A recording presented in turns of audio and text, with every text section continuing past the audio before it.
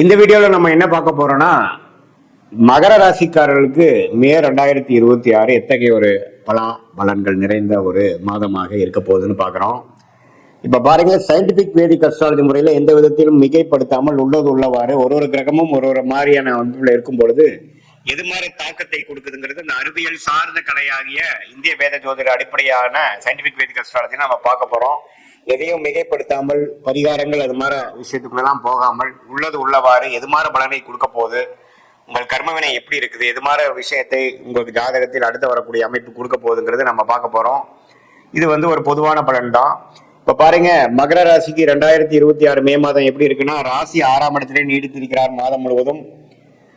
குருவே பாத்தீங்கன்னா ஜூன் மாதம் தான் பயிற்சி அடைகிறார். மே மாதத்துல எந்த மாற்றம் இல்லை. 3ஆம் இடத்துல சனி இருக்கிறார். 7ஆம் நாள் சனியிலிருந்து நீங்கி இருக்கக்கூடிய மகர ராசிக்காரர்கள் ஓரளவுக்கு மீண்டு வாழ்க்கையில முன்னேறக்கூடிய அமைப்புக்கு வந்துட்டு இருக்கீங்கிறதா உண்மை. 2ஆம் இடத்துல ராகு, 8ஆம் இடத்துல கேது இருக்கிறார்.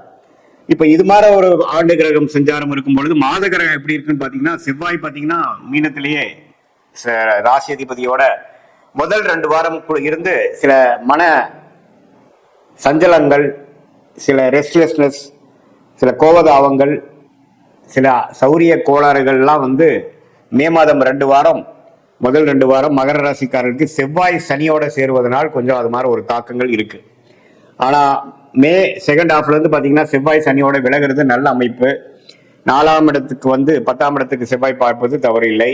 அதே சமயத்துல புதன் பாருங்க 4ல இருந்து 5க்கு மாறி 5ஆம் இடம் என்று சொல்லப்படுகிற சுக்கிரனோட வீடாகிய ரிஷபத்துக்கு வருவது அருமை.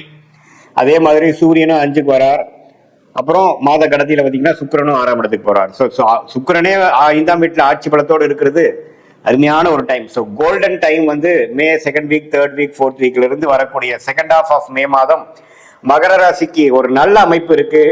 காதல் கை கூடக்கூடிய அமைப்பு, குழந்தைகளால் நல்ல கல்யாணமான தம்பதியருக்கு குழந்தைகளால் நற்செய்தி, குடும்பத்துல குதூகலம், வண்டி வாகனம் சேர்க்கை, வீடை வசதிப்படுத்திக்கிறது, அது மாதிரி பல நல்ல விஷயங்கள், ஆரோக்கியமான விஷயங்கள், கலகலப்பாக இருக்கக்கூடிய விஷயங்கள், சுப விஷயங்கள் நடக்கக்கூடிய அமைப்பு மகர ராசிக்காரர்களுக்கு மே 2026 குறிப்பா சொல்லணும்னா செகண்ட் ஹாஃப் ஆஃப் மே அற்புதமாக இருக்கு. அதை நீங்க கரெக்டா யூஸ் பண்ணிக்கணும். அந்த நேரத்துல பாத்தீங்கன்னா ஏனோ தானோன்னு இல்லாம வரவேண்டிய வாய்ப்புகளை கரெக்டா நீங்க உபயோகப்படுத்தி கொண்டு இந்த குரு, சுக்கிரன், அதே சமயத்துல புதன், அது மாதிரி கிரகங்கள்லாம் நல்ல ஒரு வசதிப்படுத்துவதற்காக ஒரு சுப விரயத்தை கொடுத்து நல்ல வாழ்க்கையில அடுத்த லெவலுக்கு நம்ம போகக்கூடிய அமைப்பை கொடுக்கிறார். வெளிநாடு விஷயங்கள், வெளிமாநில விஷயங்கள், சுப செலவுகள், இது எல்லாமே இருக்கு. அதே சமயத்துல வருமானமும் இருக்கு.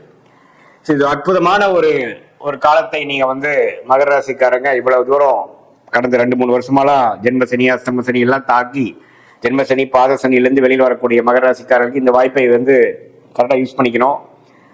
காதல் விஷயத்துல இருக்கிறவங்க, காதல் செய்து கொண்டு இருக்கிறவங்க, காதல் கை கூடக்கூடிய அமைப்புகள் இருக்கு. பேரண்ட்ஸ் கிட்ட இருந்து பர்மிஷன், கன்சென்ட், ஒத்துழைப்பு, பர்மிஷன் கிடைக்கக்கூடிய அமைப்புகள்லாம் உண்டு. அதே மாதிரி கலைத்துறையில் இருக்கக்கூடிய, மீடியா துறையில் இருக்கக்கூடியவங்களுக்கு நல்ல ரெகக்னிஷன் வாய்ப்புகள் உண்டு. வெளிநாடு போகக்கூடிய அமைப்புகள் உண்டு. சுப முதலீடு பண்ணி வியாபாரத்தை அடுத்த லெவலுக்கு கொண்டு போகக்கூடிய ஒரு எக்ஸ்பான்ஷன் பண்ணக்கூடிய அமைப்புகள் கண்டிப்பாக உண்டு. ஸோ மகர ராசிக்காரர்களுக்கு பார்த்தீங்கன்னா இதுவரை கொஞ்சம் மே மாதம் 2 வாரம், மார்ச் மாதத்திலாம் கொஞ்சம் சிறு சிறு பிரச்சனைகள், மன சஞ்சலங்கள்னால் பாதிக்கப்பட்ட மகர ராசிக்காரங்களுக்கு இது ஒரு நல்ல மாற்றமாக மே 2026 குறிப்பா சொல்லணும்னா செகண்ட் ஹாஃப் நல்ல ஒரு வாய்ப்பாக இருக்கு. அதை நம்ம யூஸ் பண்ணிக்கணும்.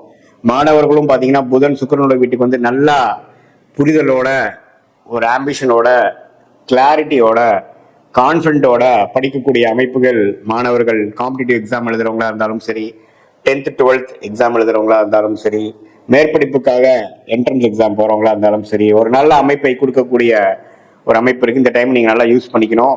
இது ஒரு பொதுவான பலனை தவிர உங்களுடைய ஜென்ம ஜாதகத்துல எது மாதிரி தசா புக்திகள் போய்கொண்டிருக்கிறது, உங்களுடைய லக்னம் என்ன, உங்களுடைய நட்சத்திரம் அவிட்டமா, திருவோணமா, உத்திராடமா அப்படிங்கறதெல்லாம் பார்த்து உங்க தசாபுக்திகள் எப்படி போய்கொண்டிருக்கிறது, அந்த தசநாதனும் புக்திநாதனும் இப்ப கோச்சாரத்துல எது மாதிரி அமைப்புல போயிட்டு இருக்காங்க அப்படிங்கிற விஷயத்தெல்லாம் நம்ம பார்க்கும் பொழுது நம்மளுடைய கர்மா எது மாதிரி விஷயத்தை காட்டுது, இந்த பொதுவான பலனை காட்டிலும் இன்னுமே துல்லியமான பலன்கள் என்ன, தசா புக்தி அந்தரம்னு நம்ம பிரிச்சு தசைய வருட கணக்கில் பார்த்து, புக்திய 2 வருடம் 3 வருடம் லெவலில் பார்த்து, அந்தரம் பார்த்தீங்கன்னா மாத கணக்கில் பார்த்து, சூக்ஷமம் வார கணக்கில் பார்த்து எது மாதிரி விஷயங்கள் நமக்கு காத்திருக்குது, எது மாதிரி பிராப்தங்கள் நம்மளோட ஜாதகத்தில் இருக்கு, எது மாதிரி விஷயங்கள் நமக்கு சரி வராதுங்கிறதெல்லாம் தெரிந்து அதுக்கு தகுந்த மாதிரி நம்மளுடைய வாழ்க்கை பயணத்தை திட்டமிட்டு அந்த செயல் அமைப்புகளை வடிவமைத்து அது மாதிரி நம்ம அந்தந்த நேரத்தில் நம்ம செய்து கொண்டே ஆனால் தேவையற்ற பண விரயங்கள், தேவையற்ற சமய விரயங்கள் எல்லாம் தவிர்த்து, ஏன்னா வாழ்க்கையில நம்ம ஒரு 1000 வருஷம் வாழ போறது இல்லை. ஒரு 20-25 வயசுக்கு மேல நம்ம வேலைக்கு வந்துட்டோம், தொழிலுக்கு வந்துட்டோம்னா ஒரு 30-35 வருஷம் மேக்சிமம் நம்ம கரியர் இருக்கு. அதுக்கப்புறம் ரிட்டையர்மெண்ட் ஆகிறோம். அதுக்கப்புறம் நம்ம முதல் மாதிரி ஆக்டிவா இருக்க முடியாது.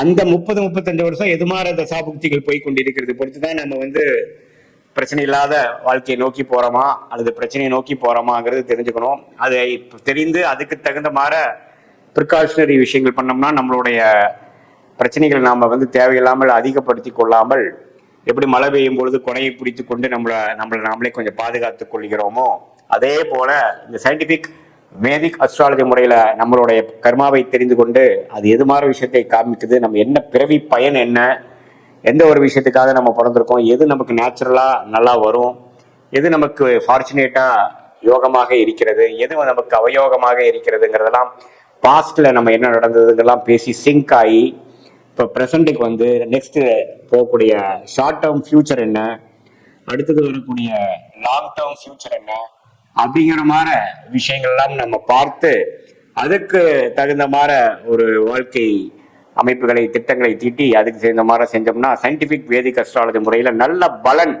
அனுபவிக்கலாம். நம்ம இந்த மாதிரி பரிகாரங்கள் அது மாதிரி விஷயத்துக்குள்ள போய் நம்ம கர்மாவை மாத்திர முடியும் அப்படிங்கிறதுல சயின்டிபிக் வேதிக் அஸ்ட்ராலஜி முறையில பெரிய நம்பிக்கை இல்லை. ஆனா என்ன விஷயம் எப்படி நடக்குது, எது மாதிரி எது விஷயங்கள் காட்டுதுங்கிறது தெரிந்தா அதுக்கு தகுந்த மாதிரி மென்டலா ப்ரிப்பேர் ஆகி நம்மளுடைய பிராப்தங்களை நம்ம அதிகரிக்க முடியும், நம்மளுடைய பர்சன்டேஜ் ஆஃப் சக்சஸை இன்க்ரீஸ் பண்ணிக்க முடியும், அதிகரித்துக்க முடியுங்கிறதை நாம தெரிஞ்சுக்கணும். அதே சமயத்துல நம்மளுடைய விஷயங்கள் வேலையா தொழிலா, காதல் திருமணமா அரேஞ்ச் மேரேஜா, வெளிநாடா உள்நாடா, கவர்மெண்ட் ஜாபா பிரைவேட் செக்டாரா, எது மாதிரி அமைப்புகள், இது மாதிரி ஒரு வயசுக்கும் நமக்கு கேள்விகள் நிறைய இருக்கு, நம்மளுடைய சாய்ஸஸ் நிறைய இருக்கு. அதுக்கு வேணுங்கிற விஷயம் தான் கரெக்டா நம்ம சயின்டிபிக் வேதிக் அஸ்ட்ராலஜி மூலமா ஃபில்டர் பண்ணி அதுல போனோம்னா தேவையற்ற சமய விரைகளை தவிர்த்து எளிதில் எதிர்நீச்சல் போடாமல் வாழ்க்கையில் வெற்றி பெற முடியும் என்று சொல்ல விரும்புகிறேன். மீண்டும் மற்றொரு காணொலியில் சந்திப்போம். நன்றி, வணக்கம்.